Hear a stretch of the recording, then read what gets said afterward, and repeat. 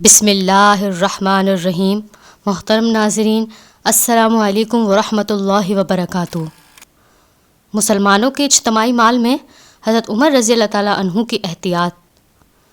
حضرت عمر رضی اللہ تعالیٰ عنہ نے فرمایا، میں اللہ کے مال کو یعنی مسلمانوں کے اجتماعی مال کو جو بیت المال میں ہوتا ہے اپنے لیے یتیم کے مال کی طرح سمجھتا ہوں۔ اگر مجھے ضرورت نہ ہو تو میں اس کے استعمال سے بچتا ہوں، اور اگر مجھے ضرورت ہو تو ضرورت کے مطابق مناسب مقدار میں اسے لیتا ہوں۔ دوسری روایت میں ہے، میں اللہ کے مال کو اپنے لیے یتیم کے مال کی طرح سمجھتا ہوں۔ اللہ تعالیٰ نے یتیم کے مال کے بارے میں قرآن مجید میں فرمایا ہے، وَمَا كَانَ غَنِيًّا فَلْيَسْتَعْفِفْ وَمَا كَانَ فَقِيرًا فَلْيَأْكُلْ بِالْمَعْرُوفِ۔ جو شخص غنی ہو سو وہ تو اپنے کو بالکل بچائے، اور جو شخص حاجت مند ہو تو وہ مناسب مقدار سے کھائے۔ حضرت براء بن معرور رضی اللہ تعالیٰ عنہ کے ایک بیٹے کہتے ہیں کہ حضرت عمر رضی اللہ تعالیٰ عنہ ایک مرتبہ بیمار ہوئے۔ ان کے لیے علاج میں شہد تجویز کیا گیا، اور اس وقت بیت المال میں شہد کی ایک کپی موجود تھی۔ انہوں نے خود اس شہد کو نہ لیا بلکہ مسجد جا کر ممبر پر تشریف لے گئے اور فرمایا، مجھے علاج کے لیے شہد کی ضرورت ہے اور شہد بیت المال میں موجود ہے، اگر آپ لوگ اجازت دیں تو میں اسے لے لوں، ورنہ وہ میرے لیے حرام ہے۔ چنانچہ لوگوں نے خوشی سے ان کو اجازت دے دی۔ حضرت اسماعیل بن محمد بن سعد بن ابی وقاص رحمۃ اللہ تعالیٰ کہتے ہیں، یہ ایک مرتبہ حضرت عمر رضی اللہ تعالیٰ عنہ کے پاس بحرین سے مشک اور عنبر آیا۔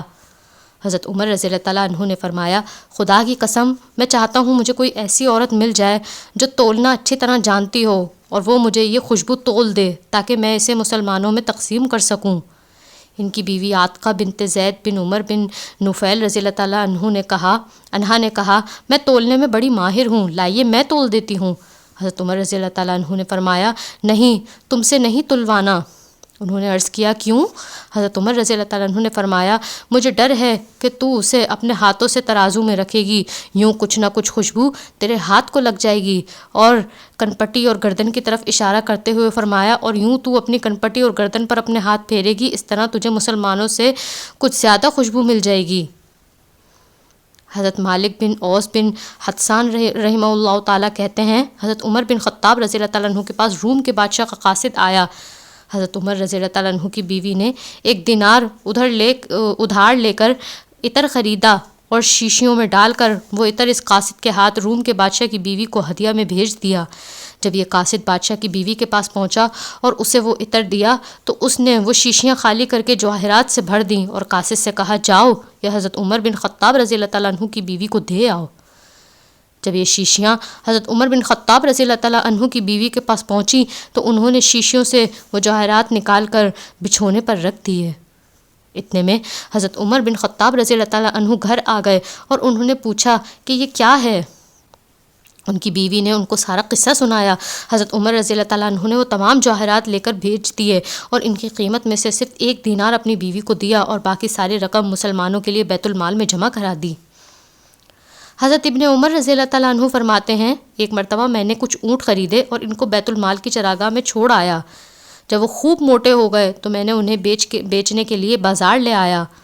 اتنے میں حضرت عمر رضی اللہ تعالیٰ عنہ بھی بازار تشریف لے آئے، اور انہیں موٹے موٹے اونٹ نظر آئے تو انہوں نے پوچھا، یہ اونٹ کس کے ہیں؟ لوگوں نے انہیں بتایا کہ یہ حضرت عبداللہ بن عمر رضی اللہ تعالیٰ عنہ کے ہیں، تو فرمانے لگے، اے عبداللہ بن عمر، واہ واہ، امیر المومنین کے بیٹے کے کیا کہنے! میں دوڑتا ہوا آیا اور میں نے عرض کیا، اے امیر المومنین، کیا بات ہے؟ آپ رضی اللہ تعالیٰ عنہ نے فرمایا، یہ اونٹ کیسے ہیں؟ میں نے عرض کیا، میں نے یہ اونٹ خریدے تھے اور بیت المال کی چراگاہ میں چرنے کے لیے بھیجے تھے تاکہ میں دوسرے مسلمانوں کی طرح انہیں بیچ کر نفع حاصل کروں۔ حضرت عمر رضی اللہ تعالیٰ عنہ نے فرمایا، ہاں، بیت المال کی چراگاہ میں لوگ ایک دوسرے کو کہتے ہوں گے، امیر المومنین کے بیٹوں کے اونٹوں کو چراؤ اور امیر المومنین کے بیٹے کے اونٹوں کو پانی پلاؤ۔ میرے بیٹے ہونے کی وجہ سے تمہارے اونٹوں کی زیادہ رعایت کی ہوگی، اس لیے اے عبداللہ بن عمر، ان اونٹوں کو بیچو اور تم نے جتنی رقم میں خریدے تھے وہ تو لے لو، اور باقی زائد رقم مسلمانوں کے بیت المال میں جمع کرا دو۔ اللہ تعالیٰ ہم سب کو حضرت عمر بن خطاب رضی اللہ تعالیٰ عنہ جیسی امانت داری نصیب فرمائے، آمین۔